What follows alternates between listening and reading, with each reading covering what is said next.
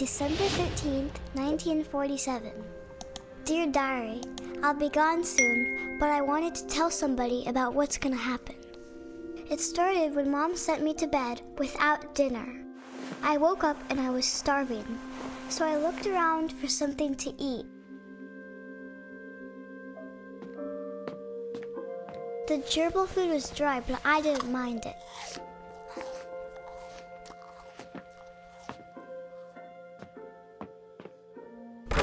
Mom, can I come out now? Sweetheart, it's late. Go to sleep.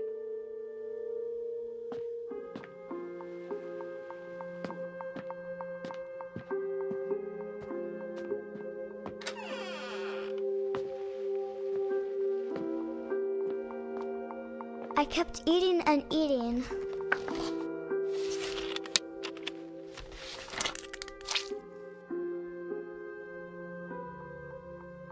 I ate a lot of things that night.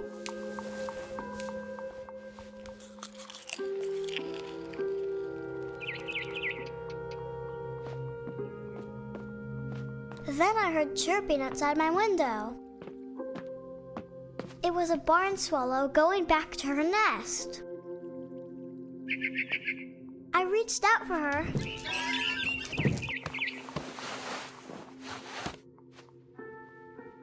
And suddenly, I was a cat. I tried to be quiet, but the bird was really scared.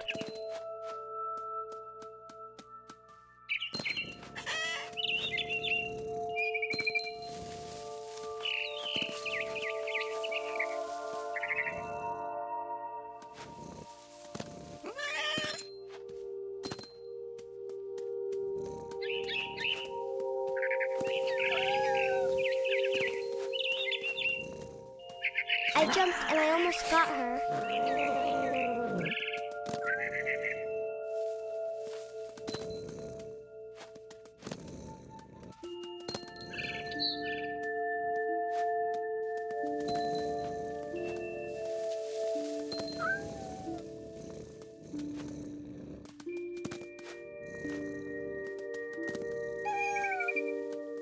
I could tell she was getting really tired. Now I was up in the big tree. I promised Dad I wouldn't climb it anymore. All I cared about was eating that mama bird. I gobbled her up. And suddenly, I was an owl. First, all I heard was the wind. Then I heard little teeth nibbling in the grass.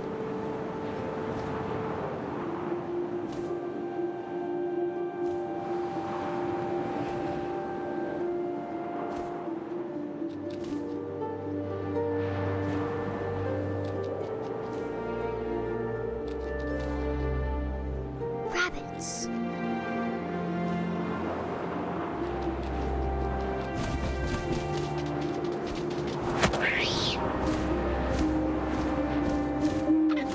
I imagined his face looking up and seeing mine through my talons. I swallowed him up, and I didn't chew one bit. Then I flew off to find something bigger.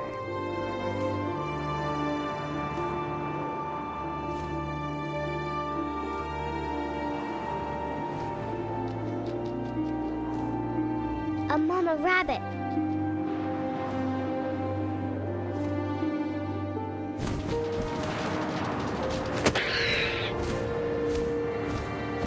She was almost too big to carry. I started choking, but I couldn't stop eating. And suddenly, I was a shark.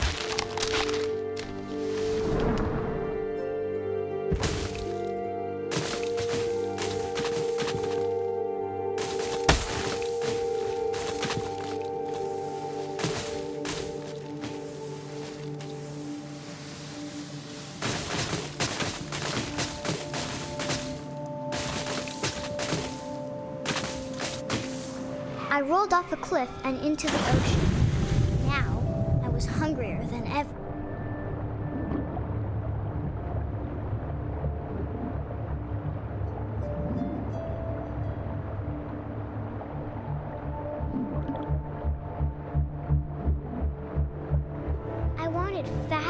juicy seals.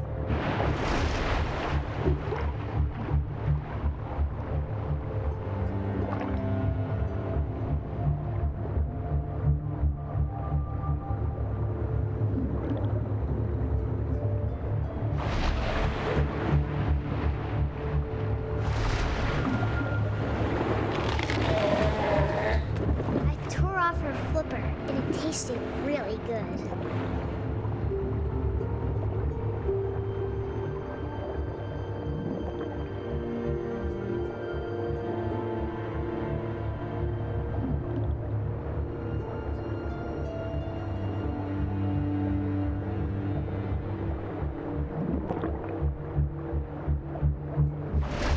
Grabbed on tight, but I was so hungry, I jumped out of the water.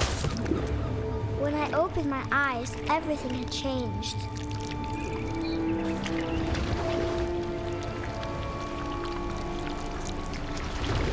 Now I was a monster, and I smelled people everywhere.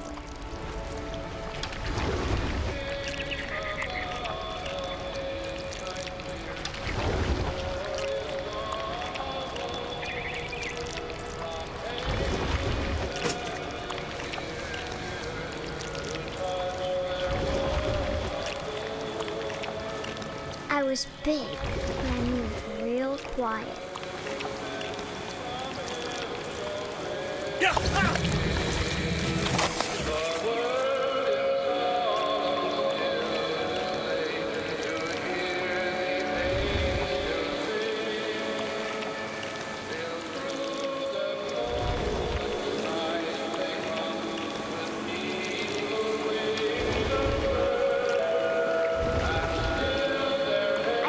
To stop, but also I didn't.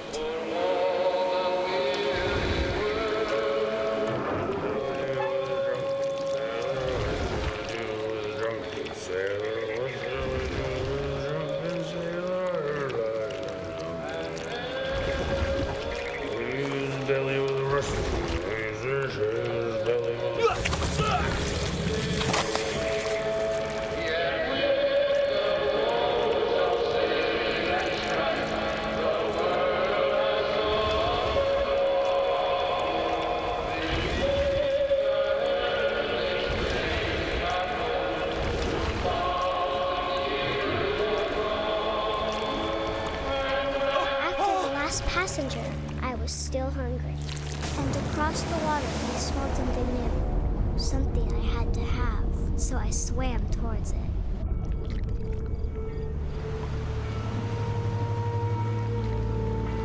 I slithered onto the sand, and the good smell went into an old pipe.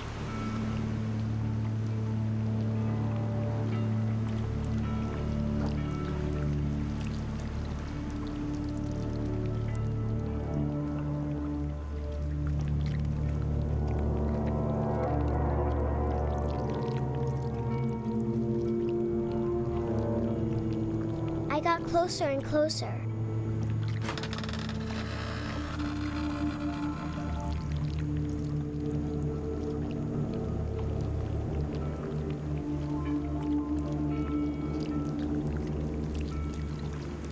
All my stomach started growling. And suddenly, I was me again. I held my breath for a long time, but I couldn't hear anything. I think it's waiting for me to fall asleep. But it's not going to wait much longer. It needs to feed, and we both know I will be delicious.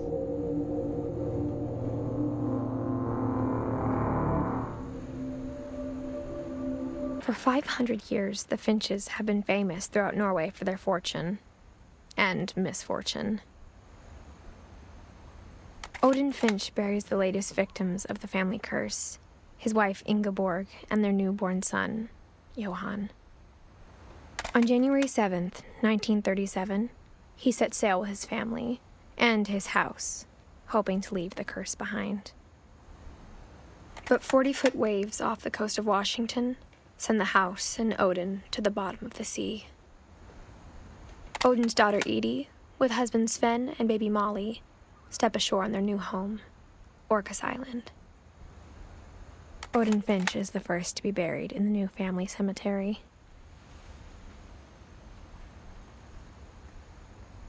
His daughter Edie is already dreaming of a new Finch house.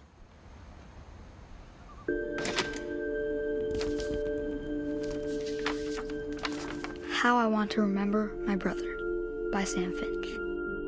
The thing I remember is that when he made up his mind, that was it.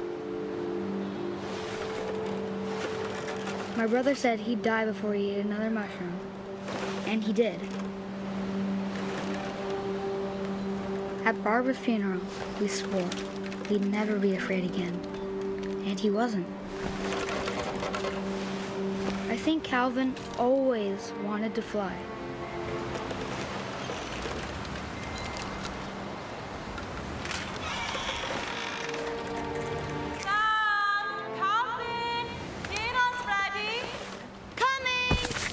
But that day, he finally made up his mind to do it. I told him going around was impossible.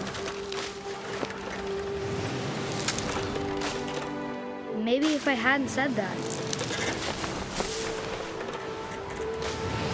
Alvin, I'm not gonna tell you again. Maybe if the wind hadn't picked up. Then maybe he'd still be here. But I doubt it. I think he'd already made up his mind. That's what I want to remember about my brother.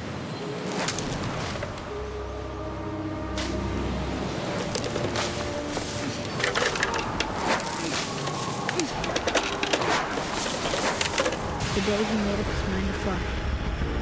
And he did.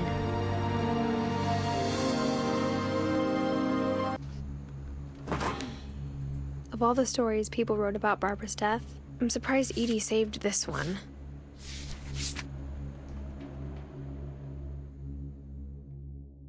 Old Jack here with another ghastly tale inspired by America's most unfortunate family. I'm calling it The Surprise Ending of Barbara Finch.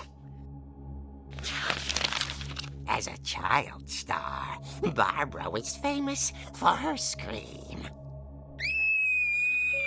Now at 16, she was all washed up. A has-been.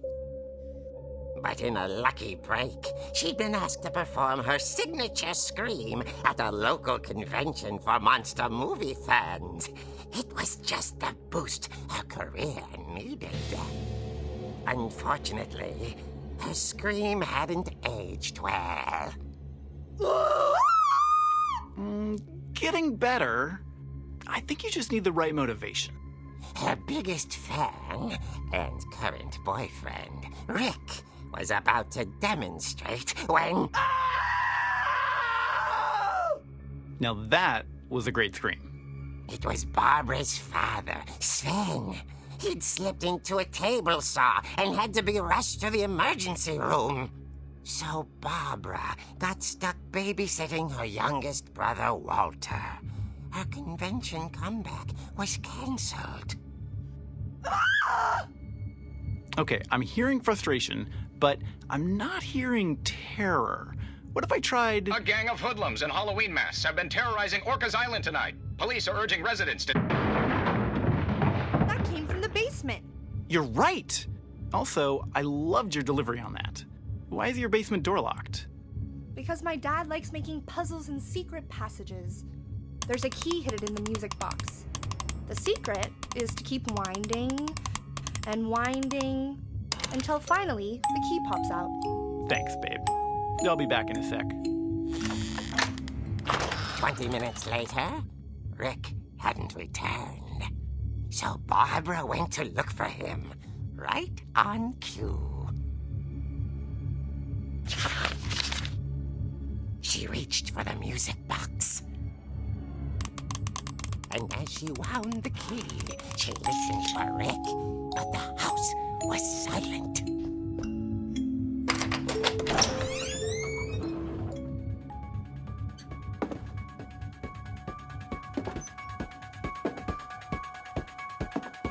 She Rick's crutch and imagined the worst.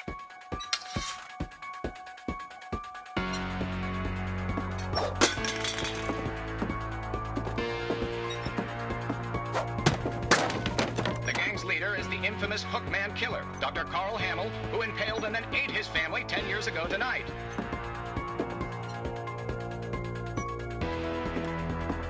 The old fridge rattled and grew still.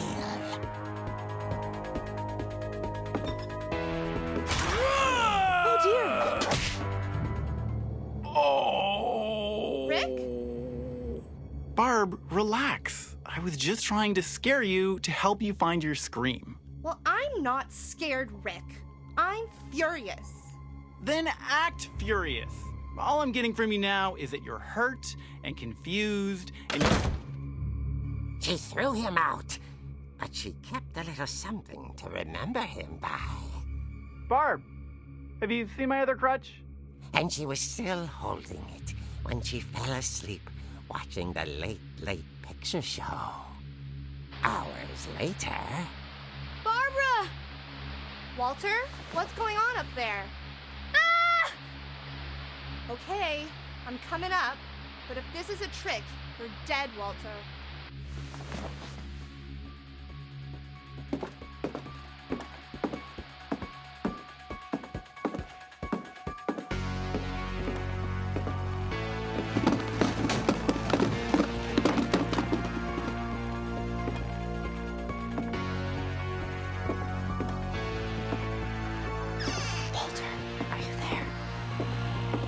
Walter had vanished, but his bedside radio was still on. Orcas Island police describe the man as 6 feet tall, with a steel hook for a hand. Residents are urged to lock all doors and windows and notify the police of any suspicious activity.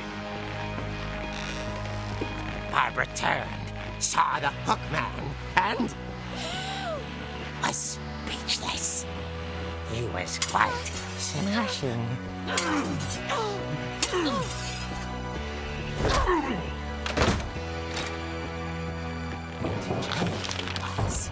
He couldn't get enough of Barbara. Okay, Barbara, there's gotta be another way out of here. That night, she played her part beautifully.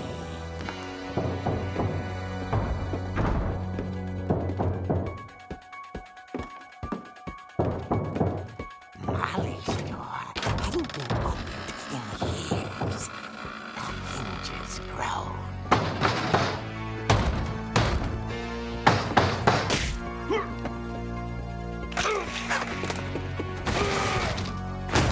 He wasn't moving, but she sensed the story might not be over yet.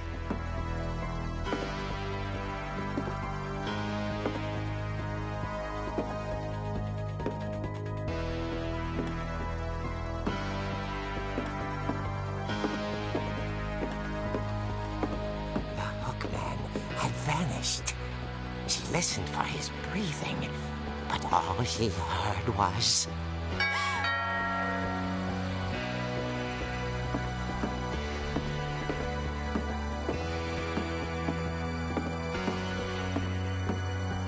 At the door, she heard whispering. It was coming from inside the house.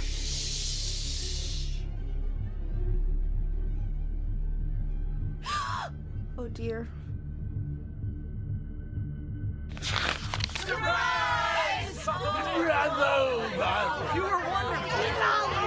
monsters had come to surprise her.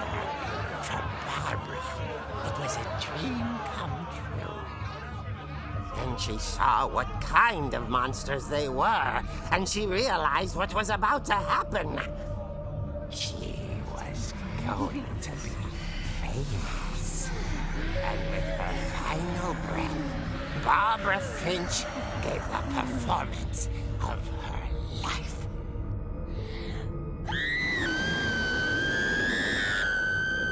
I wasn't there myself, but I hear Barbara was magnificent. Poor girl. she had a taste for stardom. But unfortunately, so did her fans. Of course, the police blamed it all on poor Rick, who disappeared the same night. And little Walter, hiding under his bed the whole time. He took it all pretty hard, but that's another story.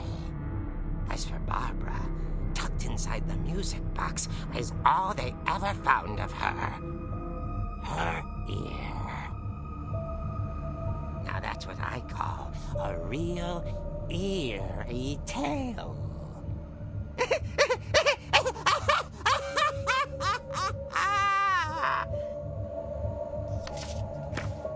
Goodbye, everyone. I can't believe I've been down here for 30 years. On that first day, after the shaking started, I didn't think I'd survive a week.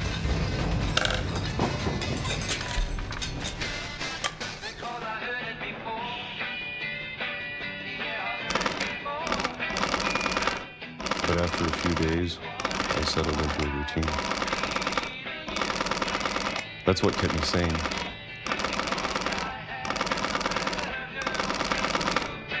Having a schedule, living for today. I always expected to be dead tomorrow. But if you wait long enough, you get used to anything.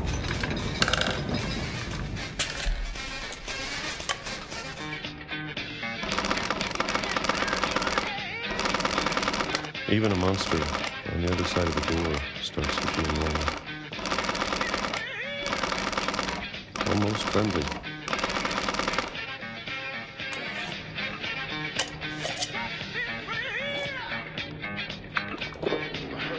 And then one day, everything just stopped. Whatever that thing was, it was gone. Maybe it got tired of waiting. Or maybe I just got tired of being afraid.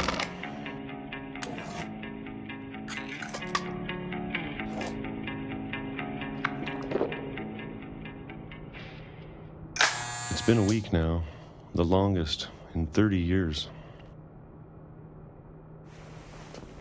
I'm done waiting. I have to leave. Well, I still can.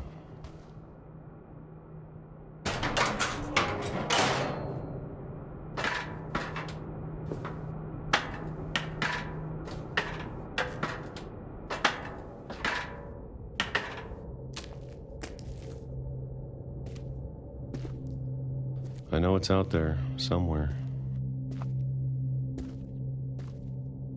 Whatever killed Barbara and Molly and Calvin. Maybe this is all a mistake. But I need to stop living the same day, even if it kills me.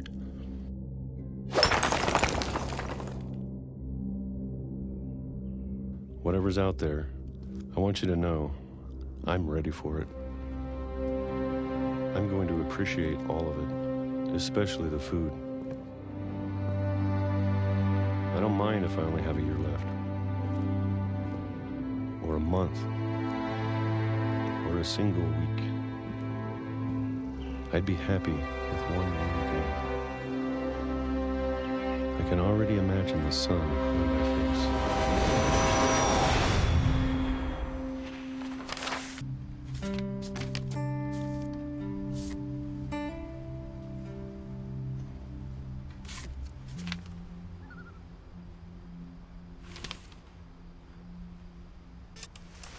Dawn, I promise, you'll never forget this weekend. Yes, sir. These memories are gonna last a lifetime. Perfect. Am I gonna have to shoot anything? It's gonna rain the whole weekend, isn't it?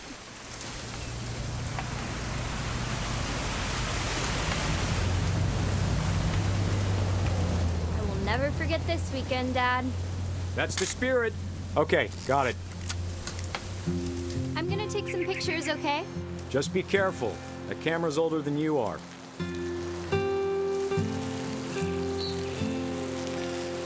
Definitely should not have drunk all that coffee. Hey! That's a keeper. I'm just saying, I'm not always gonna be here, Don. You'll need to remember this stuff, if you want to survive. I'll be fine, Dad. You know who else thought he was gonna be fine? Some guy who died.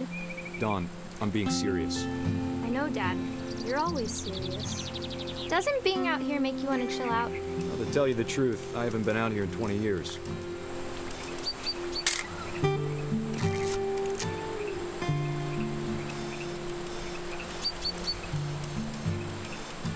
Last time I was with my brother Calvin.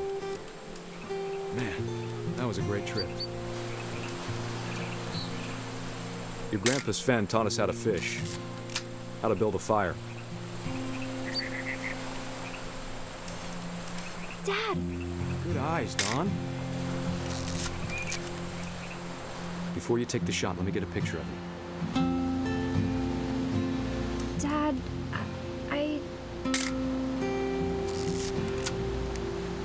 Let me get behind you. do I have to do this? Don, you don't have to do anything. But if you want to survive, you'll need to be strong. Great shot, Don!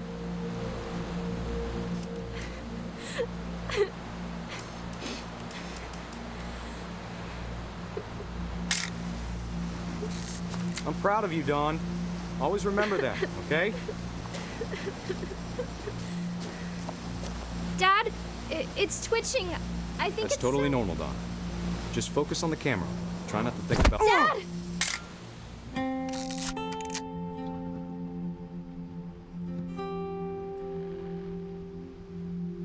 Milton Finch in The Magic Paintbrush.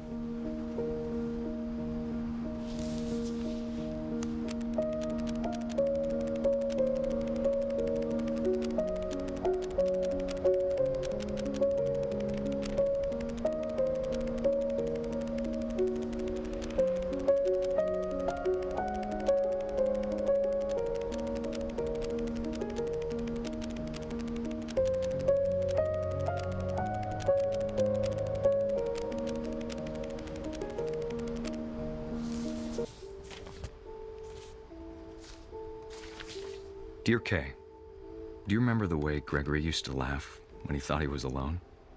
Like something funny was happening, but only he could see it. I think he saw things the rest of us don't.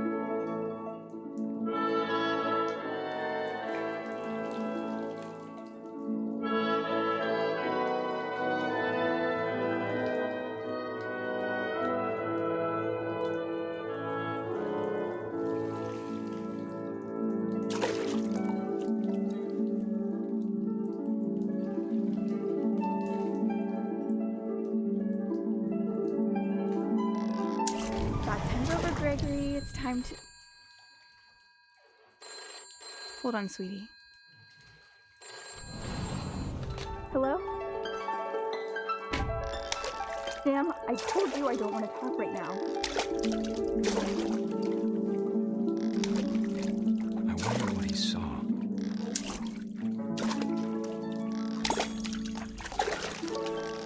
What his world was like.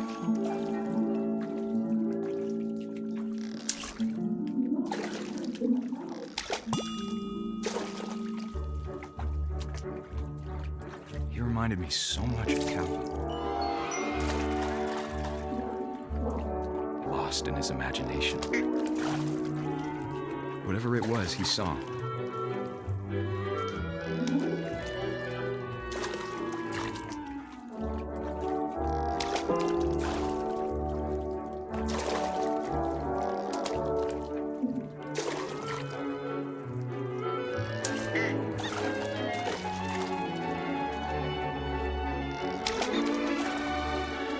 Sure made him happy.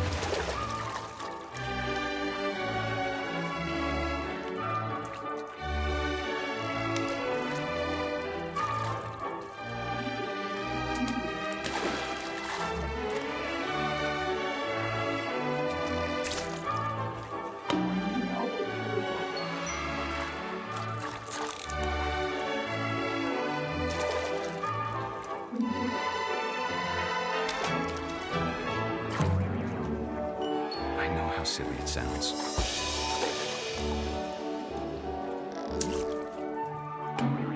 That I worried about a baby being too happy.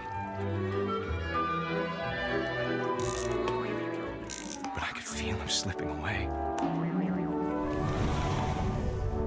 Sorry about that, Gregory. I know you did everything you could.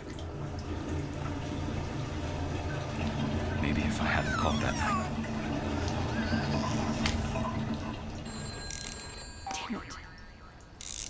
I wish you could have told us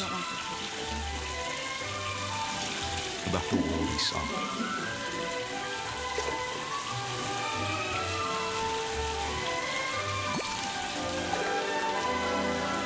There's so much I don't understand about Gregory. About everything.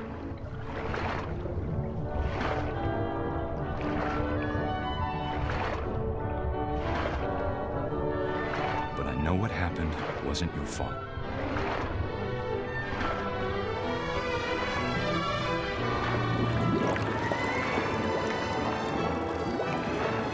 I'm sure he's happy. And he'd want you to be happy too. Good luck, Kay. Love, Sam.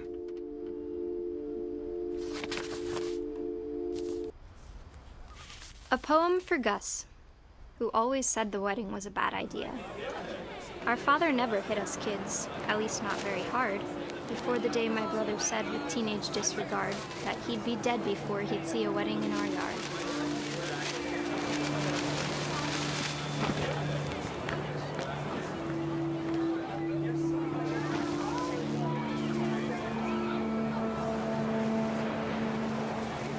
My father made him come, of course, but Gus stood far apart, just flew his kite and bottled up the storm inside his heart.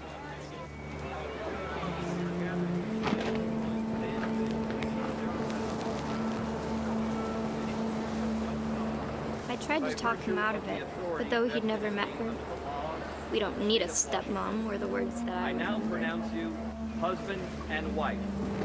You may kiss the bride.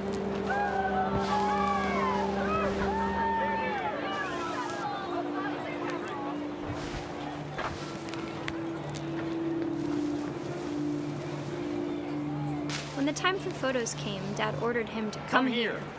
But Gus declined, and as a sign held up his middle finger.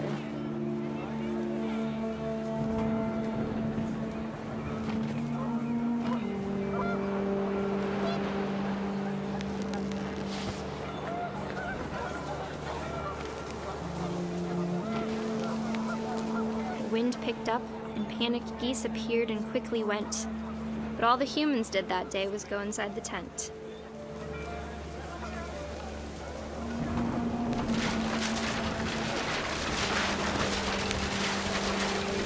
The rain came down in buckets then, but no one seemed afraid that nature might destroy the tent our dad had crudely made.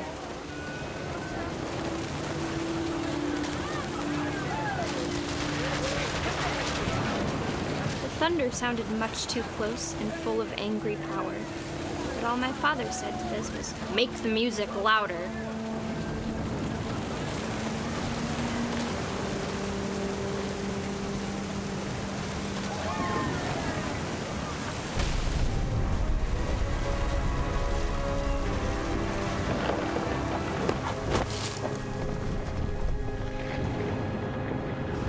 I wish that I could truly say I thought about you on that day.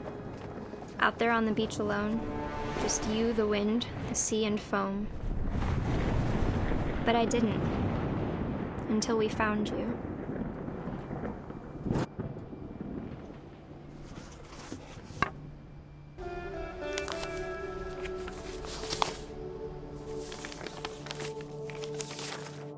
Dear Mrs. Finch, as Lewis's psychiatrist, I can understand your desire for an explanation. As I see it, the trouble began in January, shortly after we convinced your son to seek treatment for substance abuse. Newly sober, I believe Lewis first noticed the monotony of his daily life.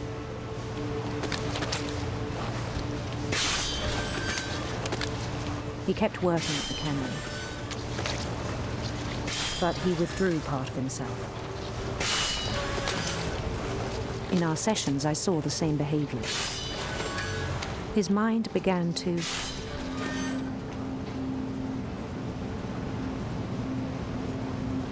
wander. I asked him to describe it. He said he started small, imagining a labyrinth.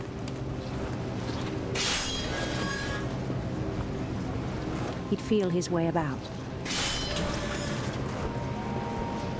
Then something moved. Bats. And toads. And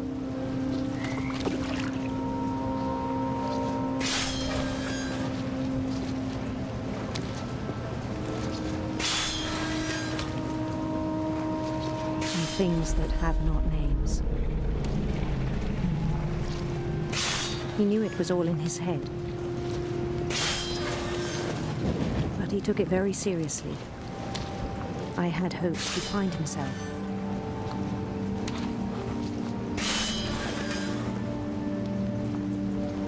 But he found something more. I worried about him then. Daydreaming at the cannery. I spoke with his boss. But he said Lewis had become a model employee. Methodical, tireless, focused. Like a whole new Lewis. So I let him go on.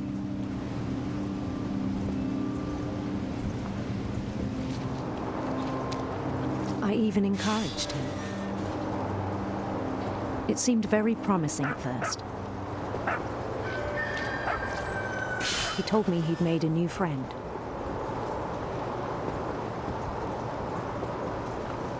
On the edge of a city he named Lewis-topia. He built the city up slowly, brick by brick. Then he made musicians.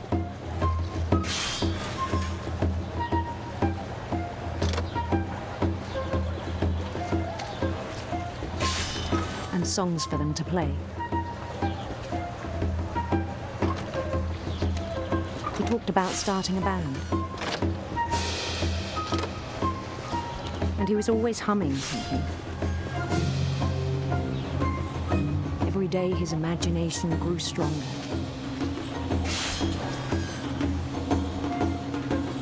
He no longer spoke at the cannery. But his chopping was as reliable as ever. Then one day it struck him that all the cheering crowds, even the stones under his feet, were all in his imagination. So he could do whatever he wished.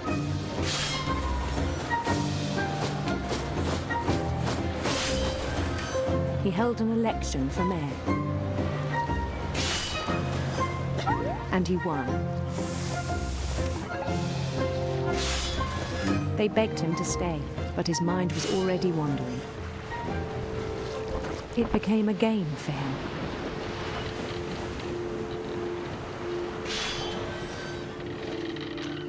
He'd conquer a city, then immediately push on. New Louisville.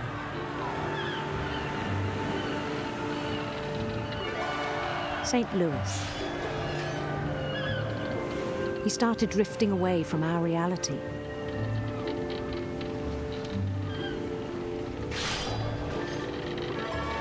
Minneapolis, until one day he forgot to go home from the cannery. Even as his mother pleaded with him, part of Lewis kept sailing on.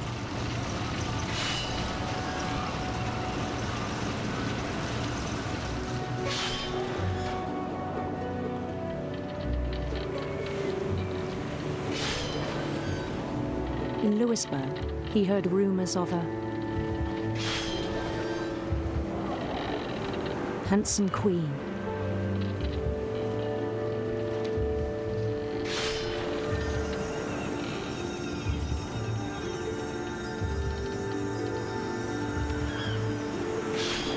The queen was on her own quest for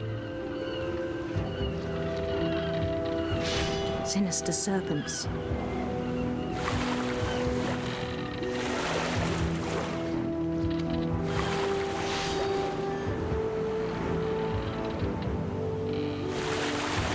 He followed the sound of her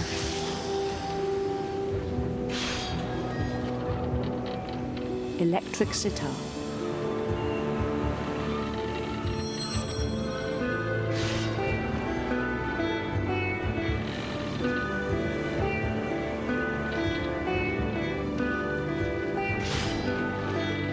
His chase led him to a golden palace east of the sun and west of the moon. Even then, his logic remained sound. He knew the world was all in his imagination.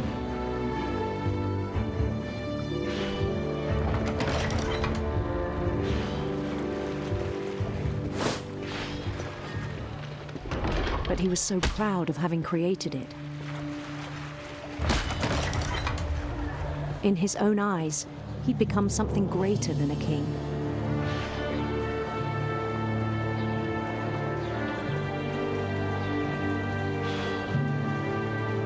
For someone who'd never known success in the real world, I think it was overwhelming. And then it struck him that the real Lewis was not the one chopping salmon, but the one climbing the steps of a golden palace.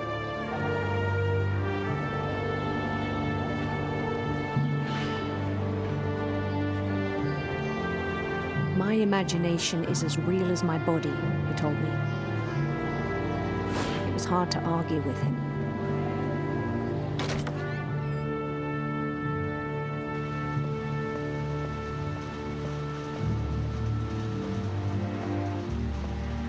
He began to forget the world we know.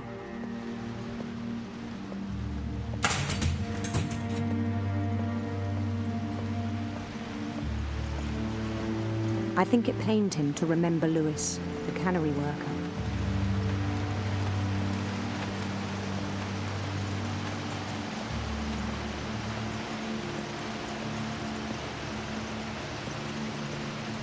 He began to despise the man with a royal contempt.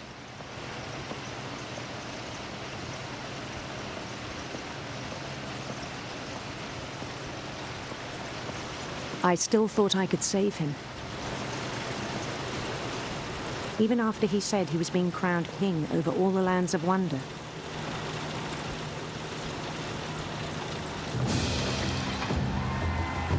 The palace would be packed with his companions.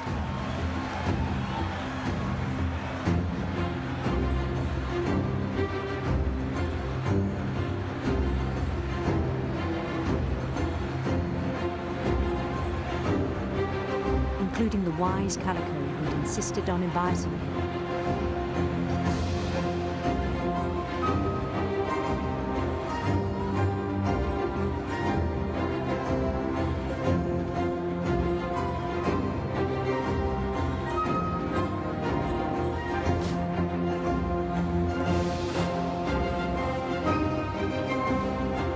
His queen waited, holding his crown.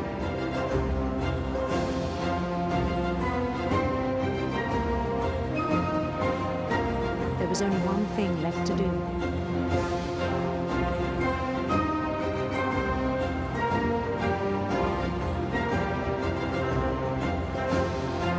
Bend down his head.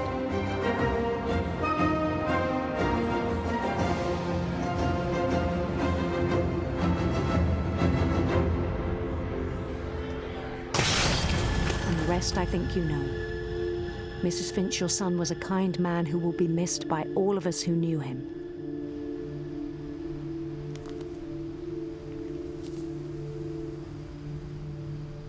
All that's left now is to tell you about that last night.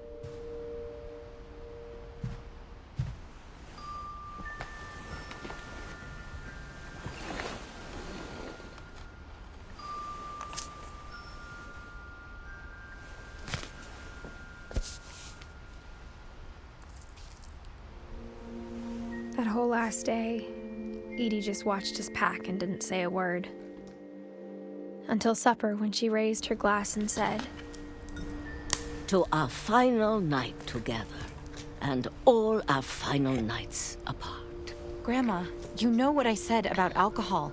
Some of your medications are very Edith, specific. I left a present for you in the hallway. Why don't you go open it? The grown-ups have to argue now. I'm sorry, you're right. We're all leaving tomorrow. Let's just enjoy our last... I'm not leaving. Edith, you're excused.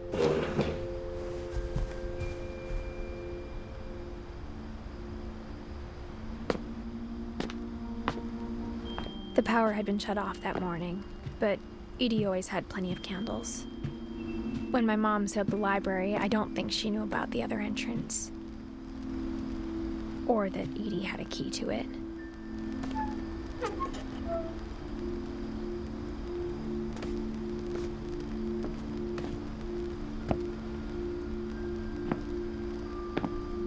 That thing you're afraid of isn't going to end when you leave the house. Edith has a right to know these stories. My children are dead because of your stories. I think it's best if Edith and I leave tonight.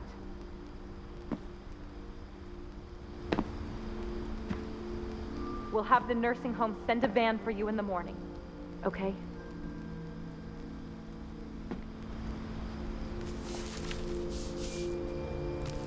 Dear Edith, there's so many stories I wish I could tell you, but there's only time for one.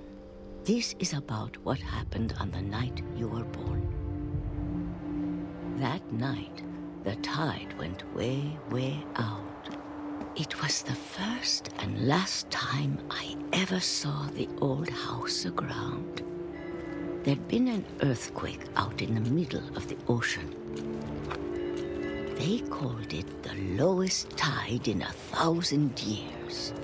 God, it smelled awful. You know, I've seen that house every day of my life.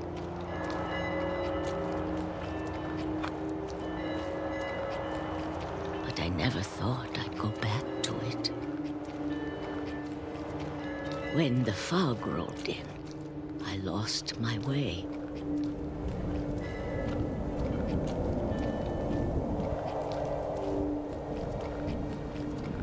I got turned around.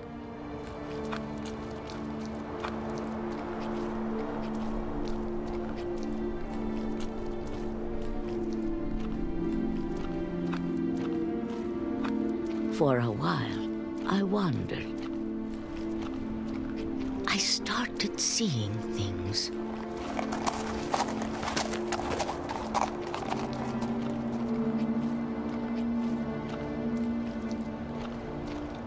Things I'd forgotten had ever existed.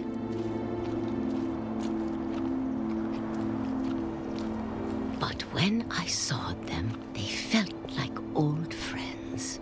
That night, a lot of things came back to me. Or maybe I came back to them.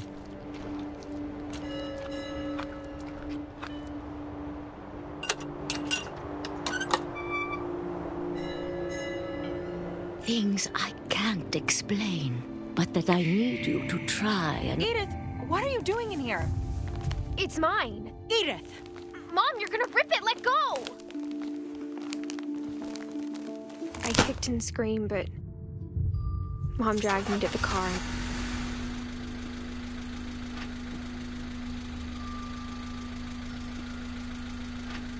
I never saw Great-Grandma Edie again. The next morning, the van came to pick her up, but she was already gone. After that, we moved around a lot.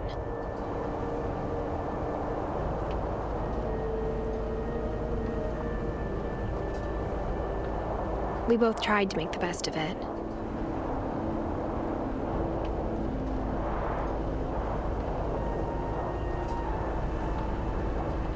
A few years went by.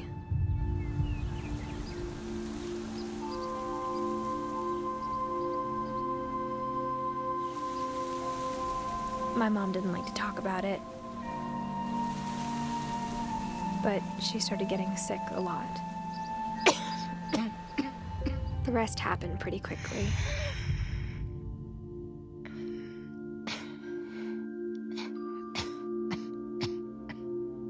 She got better for a while, and then she didn't. And then I was alone.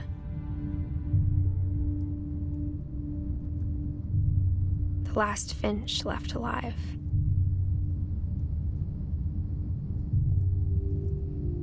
Until I found out about you. I'm still not sure what to tell you about all this. If we lived forever, maybe we'd have time to understand things. But as it is, I think the best we can do is try to open our eyes. And appreciate how strange and brief all of this is.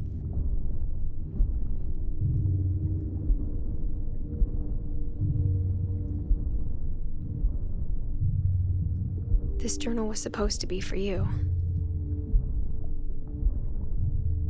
But now I hope you'll never see it. I just want to meet you and tell you all these stories myself. But I guess if you're reading this now, things didn't work out that way.